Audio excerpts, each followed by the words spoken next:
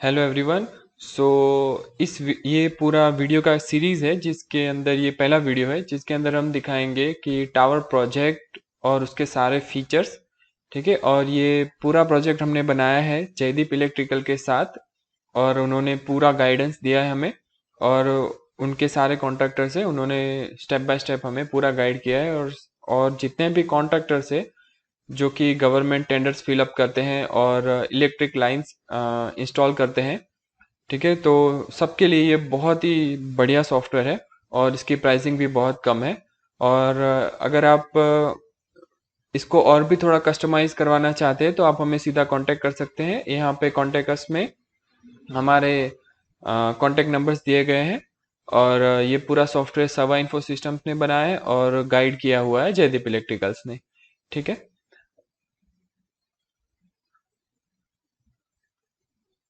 तो जब भी आप टेंडर फिलअप करने के बाद आपको वो टेंडर मिल जाता है और आपका सर्वे रिपोर्ट वो सब रेडी हो जाता है, तो उसके बाद आप यहाँ पे आके टावर प्रोजेक्ट के ऊपर क्लिक कीजिए। ठीक है, या इसको, और ये आपको सीधा पूछेगा कि भाई आपके कितने टावर्स की लाइन है। ठीक है, तो मान लो कि 10 टावर्स की लाइन है, तो यहाँ पे मैं 10 डाल के यस बना दूंगा। ठीक है, तो इसको मैं क्लिक करके छोटा थोड़ा स्पेस बना लेता हूँ। तो यहाँ पे वो 10 टावर्स उनके लोकेशन नंबर के साथ रेडी कर देगा। ठीक है, इसको हम बाद में चेंज करते हैं। ऊपर पहले देख लेते हैं कि प्रोजेक्ट का नेम कहाँ से कहाँ तक है। तो ये मान लो अहमदाबाद से है, अहमदाबाद टू वडोदरा।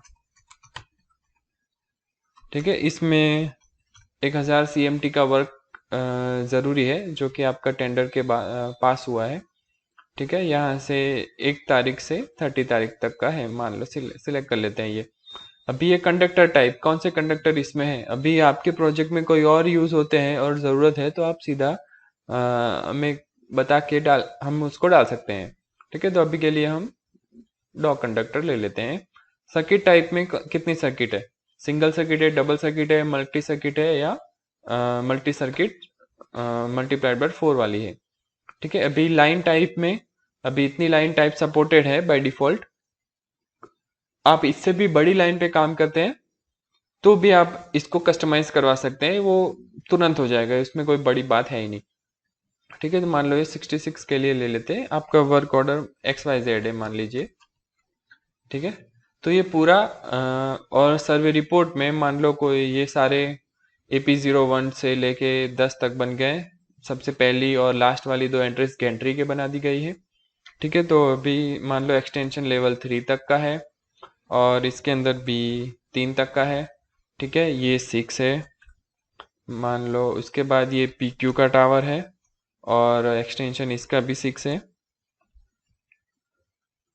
और ये PP+6 है और ये है इसका एंगल 90 डिग्री। ठीक है, तो ये पूरा एक कोडिंग होता है इसका, तो ये बना दिया है हमने स्टेप बाय स्टेप। ठीक है, वो ऐसे पूरा सर्वे रिपोर्ट के हिसाब से हम भर देते हैं। ठीक है,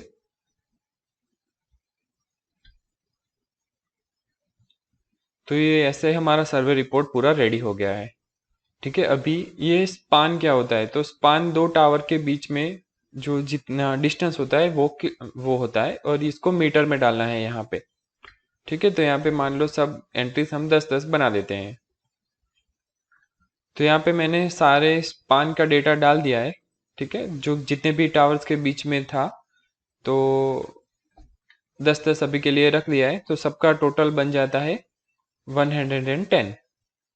ठीक है, तो उसके हिसाब से यहाँ पे ये सारे चार्ट वो रेडी कर देगा सिस्टम कि भाई PP+3 के कितने टावर्स है, तो लोकेशन नंबर 1, 2, 6 और 7 के ऊपर, PP+6 के तो के 3 के ऊपर।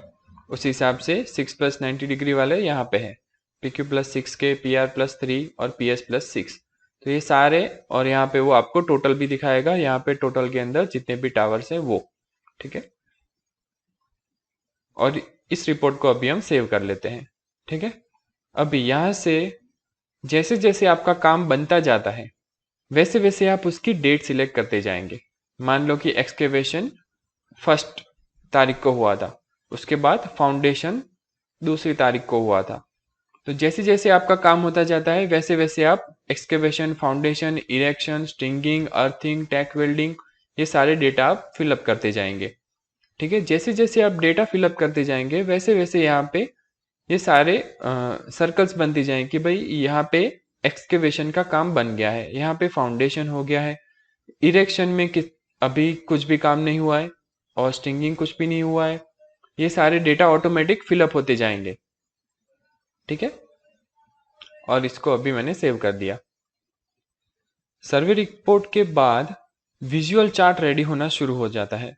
यहाँ पे आप लाइन का नाम देख सकते हैं, कितने टोटल है, कितना काम कर हो चुका है और अभी कितना काम बाकी है। ठीक है, तो यहाँ पे एक्सकेवेशन डेट्स लोकेशन 1 पे हो गया है, 2 से बाकी सब में बाकी है। वैसे भी जैसे वहां पे आगे हमने फाउंडेशन डेट सिलेक्ट किया था, तो यहाँ पे वो फाउंडेशन डेट के ऊपर राउंड आ जाएगा। ठीक है, वो काम हो गया है, बाकी सब बाकी है। तो यहाँ पे एक्चुअल में एक एक काम हो गया है, एक एक टावर के ऊपर, और 9 टावर के ऊपर ये काम बाकी है अभी। ठीक है, इरेक्शन सबका बाकी है और स्टिंगिंग भी सबका बाकी है। ठीक है, और जैसे जैसे आप स्टिंगिंग डेट सिलेक्ट करते जाएंगे यहाँ पे एक्चुअल में वो कितने किलोमीटर का काम हुआ है वो आपको यहाँ पे वो दिखता जाएगा। ठीक है, अभी ये बड़ा ही इंटरेस्टिंग चीज है, यहाँ पे वो पूरा डायग्राम बनाता जाएगा जैसे जैसे आपका काम होता जाएगा। तो लोकेशन 1 के ऊपर फाउंडेशन हो चुका है, तो ये फाउंडेशन का सिंबल है। ठीक है, हम आगे जाके किसी लोकेशन 2 के ऊपर एक्सकेवेशन शुरू कर देते हैं। ठीक है, तो लोकेशन 2 के ऊपर एक्सकेवेशन का डेट ले लेते हैं कि तारीख 1 है। ठीक है, अभी उसका फाउंडेशन नहीं लेते, लोकेशन 3 के ऊपर आगे तक पहुंच जाते हैं कि भाई एक्सकेवेशन भी हो गया, फाउंडेशन भी हो गया और टावर भी खड़ा हो गया है, तो इरेक्शन भी हो गया उसका। अभी स्टिंगिंग नहीं सिलेक्ट कर सकते क्योंकि उसके आगे और पीछे दोनों में से कहीं पे भी कोई टावर रेडी है नहीं। ठीक है, तो अभी सेव कर लेते हैं और विजुअल चार्ट में जाके देखते हैं। तो यहाँ पे वो दिखाएगा कि भाई लोकेशन 2 के ऊपर ये एक्सकेवेशन उसका हो गया है, लोकेशन 1 का फाउंडेशन हो गया है और लोकेशन 3 का ये टावर इरेक्शन हो गया है, बट इसका स्टिंगिंग नहीं हुआ है। तो उस हिसाब से पूरा डायग्राम धीरे धीरे बनता जाएगा जैसे जैसे आपका काम होता जाएगा, और ये सारे डायग्राम्स भी ऑटोमेटिकली आपको वो दिखाता जाएगा। ठीक है।